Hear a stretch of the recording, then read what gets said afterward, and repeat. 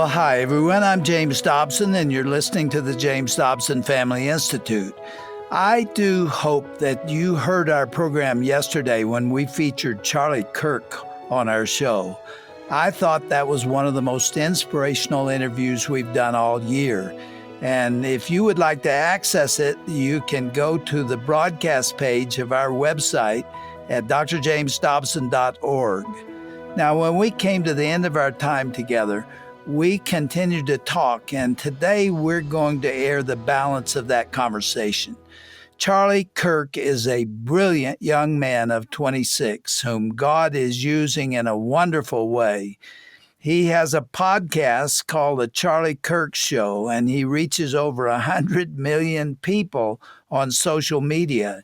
He also speaks on dozens of campuses such as Stanford, Brown, Cal Berkeley, UCLA, the University of Texas, and many other prestigious but very, very liberal universities where, frankly, you would not expect to hear a conservative Christian.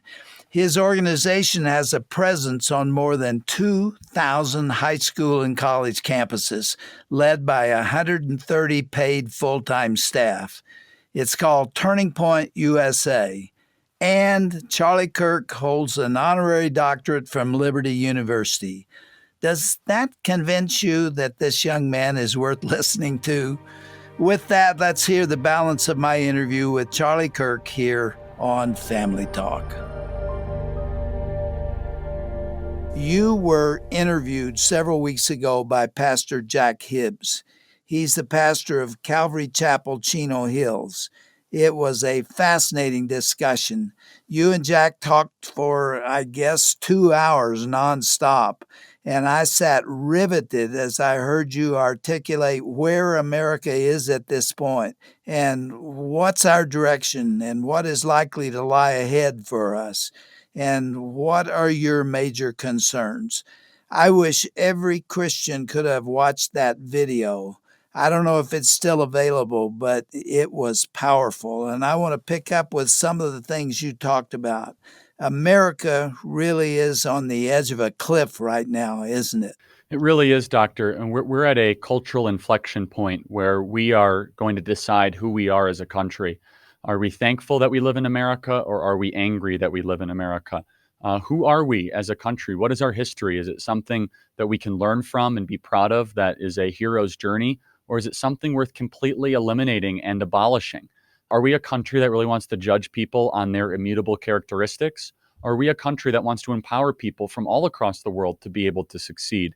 And so all these questions are now being asked in a very direct way. And quite honestly, some of these questions were settled long ago as part of the American ethos, or the American Trinity, if you will, of e pluribus unum, in God we trust, and the idea of liberty, which of course, the liberty giver being God. And so we have a serious task at hand to be able to preserve and save this republic. As things stand right now, there is a very serious and dedicated, motivated, and well-funded activist campaign to try to destabilize Western society. And we must speak very clearly and confidently about it and do something about it. I heard Tucker Carlson on his own show a couple of weeks ago. I don't know if you had an opportunity to hear him when he talked about the fact that we are steadily losing our constitutional rights. And he compared us to communist China and said that in some ways China is more free than we are because you can't say certain things. And the politically correct influence is such that we have to think before we even talk. You know, freedom of speech is now under attack, as are all of the rights granted to us in the Constitution.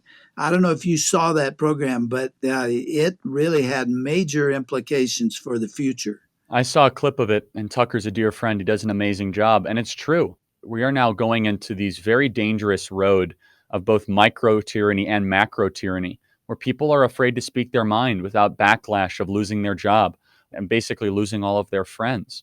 We also have macro tyranny, where we have decided as a country incorrectly that salvation and church is not essential. Religious liberty is right in the bullseye, isn't it? It's just being attacked on every front. That's right. And there's a reason for it. The authoritarians will never allow a power to exist greater than their own. And by definition, the church and the gathering of believers, they recognize there is a higher power than the elected officials or the state. And it's Christ, it is God Almighty. And so the authoritarians, and this is a pattern that they did all throughout the 20th century, they need to remove the church in order to implement a massive totalitarian power grab. And right now you're seeing how dedicated they are to that, where in Las Vegas, Nevada, you can go to Caesar's Palace, but you can't go to Calvary Chapel. All throughout Southern California, John MacArthur, Jack Hibbs, and Pastor Rob McCoy, they are under persecution and attack because they are gathering and they are using their First Amendment God-given rights to be able to worship. So this is a crisis, Doctor. And Christians right now, I believe we have to become much more active and vocal in this time of national crisis. And I am worried that the statists and the collectivists and the atheistic activists, they are getting very close to knowing that they can push Christians almost with no backlash at all whatsoever. So I believe it is more ample time than ever to stand for truth, and especially with courage. Has the church been too passive or silent in response to this threat? It's tough because I never want to insult the bride of Christ. And some of these churches, I think, use Romans 13, which of course is to submit to all rulers of authority, as a reason not to gather. I look at it differently, which is, first, we are the sovereign in our country. And so we, the people, it's a different recognition than if we lived under, an autocrat. But I do, as I think about it and I pray about it, I think too many of these pastors have abdicated their role and their responsibility to shepherd their flock and to create disciples, not just converts of all nations. I think it's long past time now that the church rise up, reopen their doors safely and correctly, and be able to give people ecclesia, the gathering of believers. And God bless John MacArthur, Jack Hibbs, and Rob McCoy for doing that. We need They're thousands, taking the heat thousands and right now, thousands. aren't they? Oh, are they ever? Yeah, I mean, just right now, Pastor Rob McCoy, who's my pastor, they issued a temporary emergency restraining order against his church because they've been gathering the last couple of weeks. Jack Hibbs is under constant persecution from the governor's office, and John MacArthur is at risk of everything being shut down in Southern California, having the water turned off and the power turned off. And this is very disturbing because it's not about the gathering. If it was about the gathering, Doctor, they would say that the 200,000 people in downtown Los Angeles that were organizing under BLM Incorporated would not be allowed to do that. If it was about safety, they'd close down the cannabis distributor. If it was about safety, they would say you can't go to a Walmart or a Home Depot. It's not about that. They have been looking for an excuse to persecute, attack, and silence the church for decades. They have found it, and it's unequally applied to Christians and believers. Charlie, let's talk about socialism and what it means. Are we really toying with that whole change of way of life and departing from the Constitution and the privileges and rights that it's granted to us? Yeah, I'm afraid we're headed in that direction. More and more young people embrace socialism than capitalism. My generation looks more favorably on Marxist ideas than on capitalistic ideas. Socialism is one of the most dangerous human experiments in recorded history. Over 100 million people that we know of perished under socialist ideas in the 20th century. And socialism can happen very gradually and then suddenly. Before you know it, your country is ruled by a small ruling class. There is no middle class that gets destroyed, and the government comes in and basically controls everything. This is how a country basically decides it no longer wants to exist. If we do embrace these ideas, these Marxist ideas that are immoral, evil, and anti-biblical, the repercussions that it will have, not just in the Western world, but all across the world, will be impossible to calculate. Our country right now is going through a crisis of who we are. It's an identity crisis. And if we allow these malevolent Marxist ideas to continue to spread without us confronting and proving them wrong, they will be implemented into public policy and also into the majority of the country. And one of the reasons this happens is we have not taught our young people proper history, proper constitutional literacy, and they do not understand the difference between Marxism and capitalism or any of the sinister ideas behind it. Well, we're right around the corner from the next general election. Charlie, what will America look like if the far left and its proponents win the White House, the House of Representatives, the Senate, the judiciary, the bureaucracies, the military, the economy, and the schools where children are indoctrinated to have control of the next generation? What is the future for America under a regime like that? I answered my own question in a recent newsletter, and I said, if that occurs, we are doomed. Yeah, we really are. And we can't allow it to happen. The left, they are closer to the power they have always desired than ever before. They have seen that they can push churches with very little retaliation at all whatsoever. They see a power grab in the courts, in the economy, in the culture, in the mass media. And if the Democrats take control and the left are able to win, there is no telling what they will do, and they will do it quickly. They will try to pass universal health care. They will increase funding for abortions. They'll put younger, more radical people on the U.S. Supreme Court. They will undo a lot of President Trump's positive foreign policy accomplishments, such as moving the embassy to Jerusalem and recognize the Golan Heights and eliminating the Iran deal. We have seen now for a couple of years the left really reveal themselves. They are a Marxist insurgency movement. They are determined to try to destabilize Western society. This is a generational election, as I call it. It's what country do you want your grandkids to live in? Not the singular individual that's running for the presidency. In fact, the byproduct of whoever wins will actually probably happen long after either of these candidates pass away. Think about it. And it's going to be 30, 40, 50, 60 years down the road of the country we want to live in.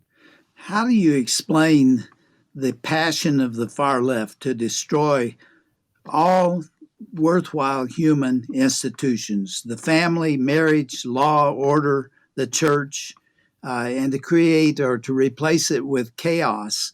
What is the motive? What's the driving impetus here? I get asked the question a lot. Well, what do they want? They really don't know. They don't. All they know is that the current arson of America, the current disintegration, gives them purpose. There really is no end goal. There isn't like a blueprint that they're trying to achieve. Some of them have some form of a utopia that they think they can get to, but a vast majority of them that are going on this path are either doing it because they want to assume unilateral political power or that they themselves actually find momentary meaning in convincing themselves that they're doing something moral by trying to disrupt and destroy Western society. Charlie, perhaps the rioter and the anarchist in the cities and on the streets may not know what he or she wants, as you said. But I tell you, I think I do know what the leaders of the organizations want. They want chaos. People can't live with utter confusion where they don't know where their next meal is coming from. But that lends itself to tyranny, and that's what the organizers want, which is power. That's exactly right. They want to make themselves God. They want ultimate power. Chaos is a gateway drug to authoritarianism. When you're able to establish disorder or disunity, it gives license for singular power to be able to control. So if you look at all the great power grabs in human history in Cuba or Venezuela or in China or in Russia, especially in the 20th century, you must sow discord, form a civil war, turn people against each other. Because at that moment, then people want stability. Even if that stability means a total autocracy, fine. Just get me out of that piece of momentary chaos that we might be in. We know that the laws of nature and nature's God work. They work for a reason. And if you disobey those laws, you will be in a state of chaos, and that we need order and that we need direction. The left goes a step further. They want the chaos not as an end, but as a means to an end of totalitarianism. Give us a primer on socialism. What does it really mean? There are people listening to us who've heard that word many times. They don't really know what a socialistic system would impose on us. Well, socialism violates 2 out of the 10 commandments. We'll start with that. Thou shalt not covet and thou shalt not steal. Socialism was theorized by the philosopher.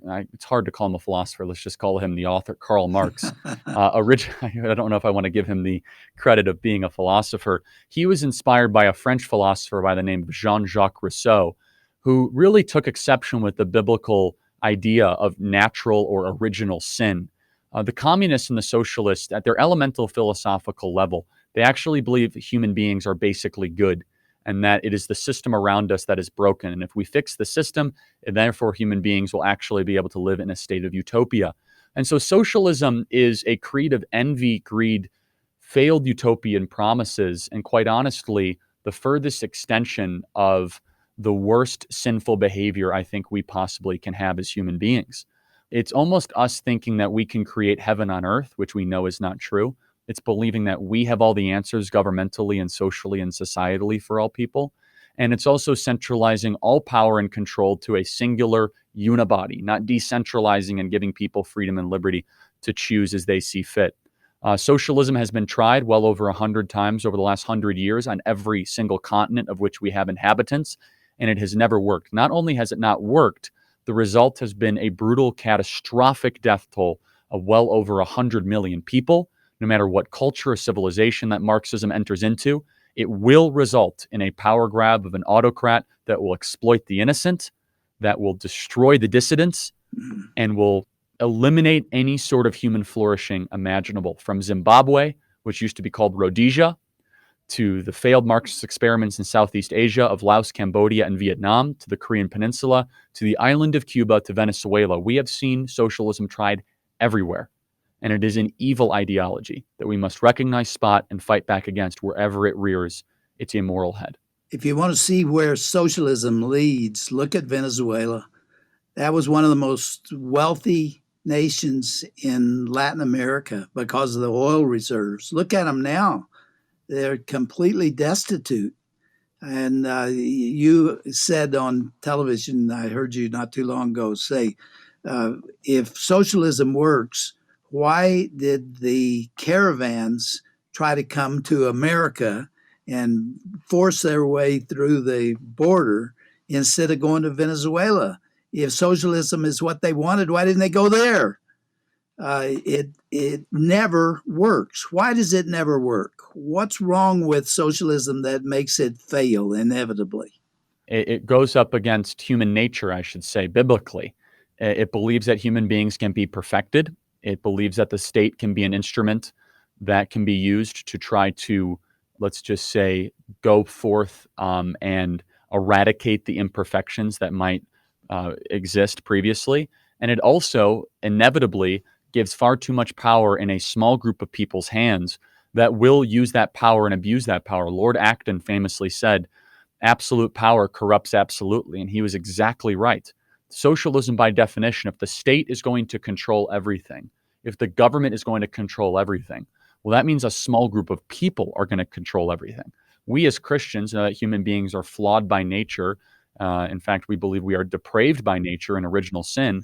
So why would you give a small group of people who are inherently sinful power over everything? They're going to abuse that power. They're going to misallocate resources. And eventually, the very worst sociopathic, pathological people will then use that power that exists as a reason to be able to destroy and eliminate any sort of opposition to them, which is why the death toll is always correlated with socialism. It will never work because it goes against how God made us. It is unbiblical. Yet I saw a poll the other day that said 40% of millennials favor socialism. I mean, is it free stuff? Is that what's driving it? It's free stuff is one part of it. It's our university system that has convinced them that this is a good idea. Our university system is heavily socialistic and pro-Marxist, that tries to communicate to young people that this has never been tried before, and that is a foolish lie. It has been tried, as I mentioned, over 100 times over the last 100 years. And so young people predominantly favor socialism to capitalism. And also, a lot of these young people are suffering under massive amounts of student loan debt. They are living in heavily crowded urban centers.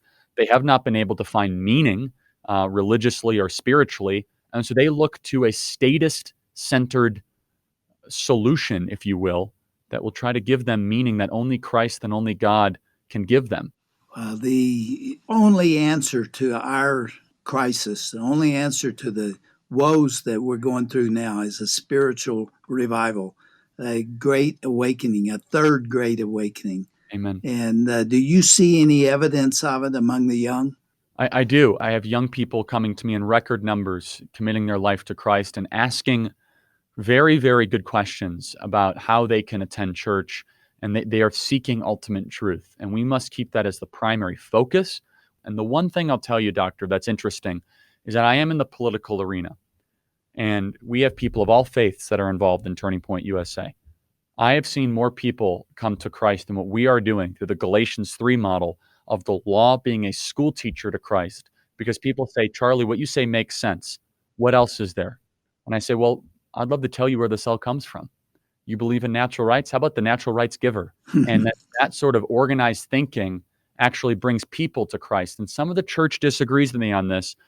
And I can tell you, I have mountains of evidence to push back of people that actually came to Christ through politics. So I do think that we are on the verge of another great awakening. That is the most exciting thing you've said, Charlie, and I just pray that that's true. The Christian people ought to be on their knees every day, especially at this time and what we're facing now. Let's talk about the election. We only have 2 or 3 minutes left, but are you confident about the outcome, or are you very concerned at this time? I'm confident about certain things. I'm concerned about others. I'm a friend of the president. I'm an advocate of his, and I work very hard for his reelection. I think that this race is about to flip upside down. I'm looking at trend lines.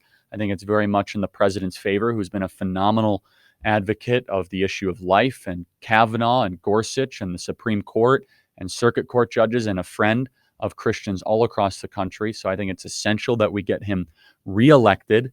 And I think that Joe Biden and his campaign are going to go through a crisis when they actually have to go and campaign and canvass.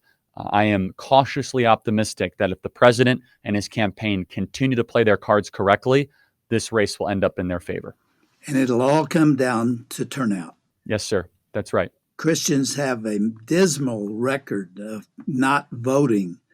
I think it's 75% of Christians do not vote. They either don't register or don't go to the polls, which is the same thing. And that's hard to believe. Only 25% will take 15 minutes to go to the polls to let their voices be heard. And that must change, especially this time around. It has to. It's essential. Christians need to rise up in record numbers and vote for life, and vote for Israel, and vote for freedom, and vote for biblical principles. And the president is the defender of those ideas. He has proven it. It's no longer something that is unknown. And if Christians rise up in record numbers, we can defend the republic. It really is going to be dependent on whether or not decent, reasonable, Christ-filled believers rise up and say, we are not going to allow secular, humanistic, atheist, malevolent forces to take over our country. If Christians register and vote, takes 15 minutes, you might be able to save this beautiful country of ours. Charlie, you are a national treasure. You know, what you say sets my soul on fire. I've never heard such wisdom coming from a millennial who draws what he believes from Scripture quite like you do. That is the source of the courage and the strength of character that we see in you. And I want to know what your future is. Have you thought that through? Where are you going? People ask me that sometimes, and thank you for the kind words. I deeply appreciate it, and thank you. I take it to heart. People say, well, Charlie, what's next? And to be honest, I have the greatest job on the planet. I love doing my podcast. I love, talking to people. I love organizing them. Wherever God takes me, I'll be blessed by that. But I am so content. I am so filled with gratitude with where I am that I truly mean this. I have nowhere else to go but to keep on moving forward with what I'm doing. Do you see a political future for you? The answer is, as far as I can see, which is not very far, no, because I love what I do too much. I do, but God might have a different plan. Who knows? But my plan right now is to keep on doing what we're doing. Well, I'm asking our listeners to be in prayer for you, Charlie. You're really in a very critical position to communicate with the next generation that just doesn't get a lot of biblical wisdom that you espouse. So God be with you. God take care of you and continue doing what he's called you to do. Thank you so much. Thank you for having me. God bless you. It's an honor, Dr. Dobson.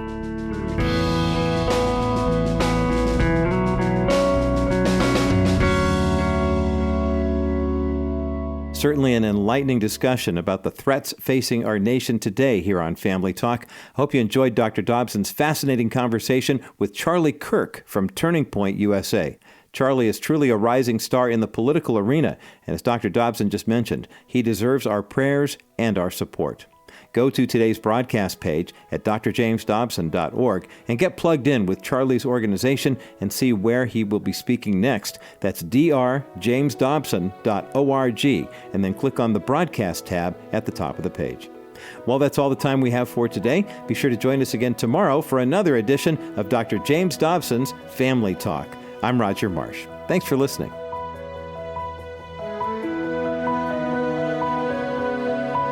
This has been a presentation of the Dr. James Dobson Family Institute.